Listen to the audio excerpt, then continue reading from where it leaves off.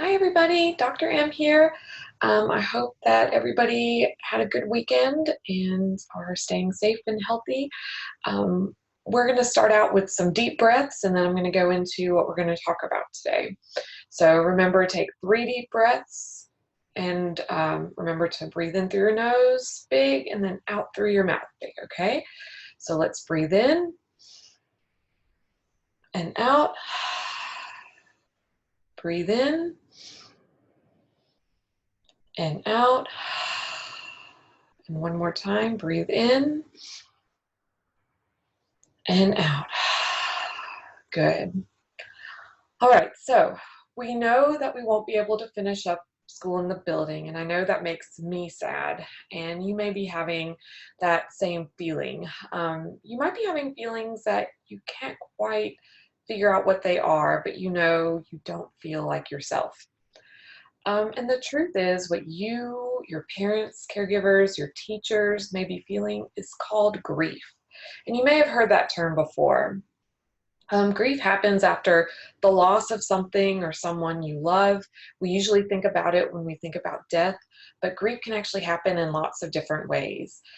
If you've ever moved before, or if you were friends with somebody and you're not friends with them anymore, a pet died or somebody moved away from you, that's all loss, and that's all that is part of grief and that loss. When we lose something or someone, that feeling you get after you've lost something or someone is grief.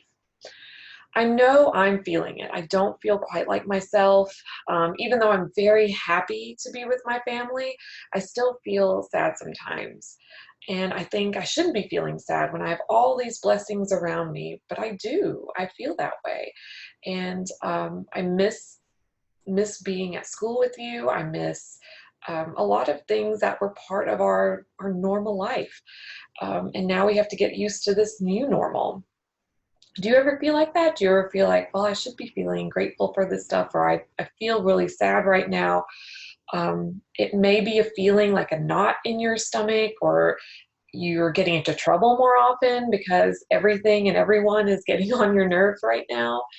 Um, grief can look like different things within us. And I think we have to be able to put a name to it and say, this is how I'm feeling. So that sadness you're feeling, or you might just be feeling things and you just don't know what it is. Just lots of different emotions. Um, and it's understandable, because when you don't get to see your friends or your teachers, it can make you feel really sad and maybe even make you feel angry. And you know what? It's okay to feel this way. It's okay to say, I've lost something special to me and I feel upset about it. School has been part of your routine, and a lot has changed since we left for spring break. And, we left for spring break thinking we're coming back, and then we didn't. And it's hard when you don't get to say goodbye and you didn't get the closure you needed. When we say our goodbyes, or we say that I'll see you next year, or I'll see you over the summer, and we don't get to do those things.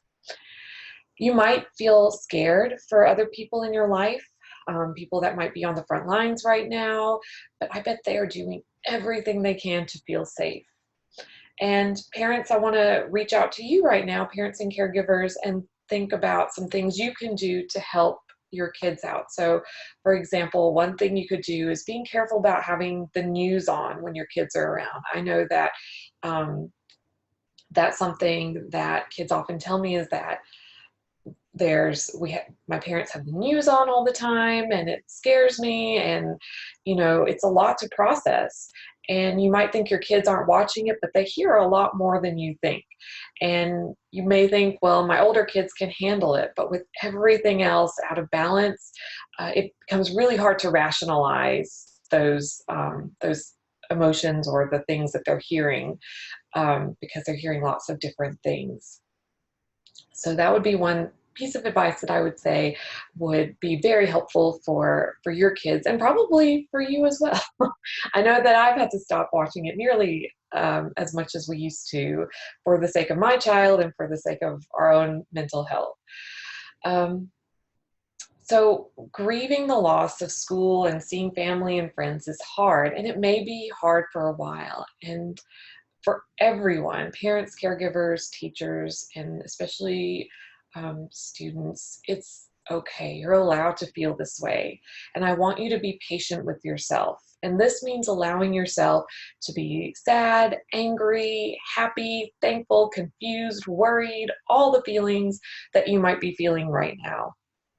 And I think one of the biggest things is that, and where a lot of this is coming from as well, is that you're feeling like things are out of control. And when we have a routine that gives us a sense of control, when we know we've got school, when we brush our teeth, when we do our homework, that kind of stuff, when we do our chores, that all gives us a sense of control. So we want to do things that allow us to have that control. And this is something that families can do together to figure out what it is that can help you bring back that control. So when you're journaling, taking mindfulness walks, talking about it, that can all help you to take control. Even things as simple as making up your bed and doing your schoolwork allows you to be in control. So what else? Think about some other things that might help. Even those things those little blessings that we're trying to find. So being with family, um, being able to still do school, having the technology that we need.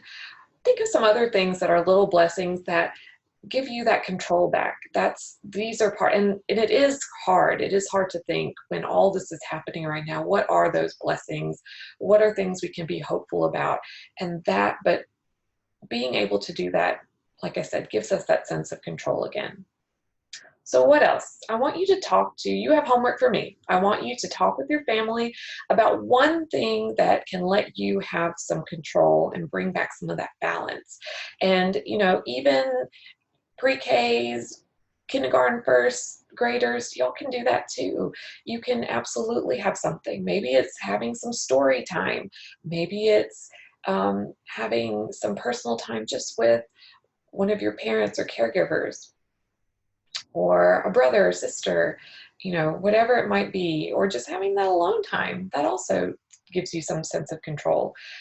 Doing some art.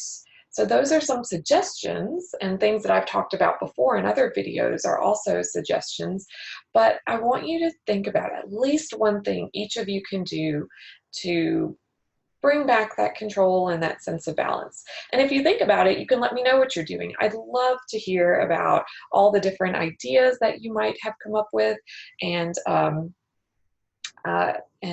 what you and your family are doing together that can help bring back that balance. And just remember, once again, it is okay to feel the way that you're feeling. And it's okay to not know exactly what you're feeling. And allowing yourself to grieve school and not seeing your teachers and friends the way you want to, that's okay. It's okay to feel that way. And parents, caregivers, it's okay. Teachers, faculty, staff, it's okay for you to feel that way too. And we really just have to allow ourselves to feel that way. So I look forward to hopefully hearing from you, hopefully hearing what you and your families are doing. And remember, I'm available for those Zoom meetings. If kids, you need to get in touch with me and talk to your parents about it, and I would be happy to set something up. All right, I hope you all have a wonderful week, and take care.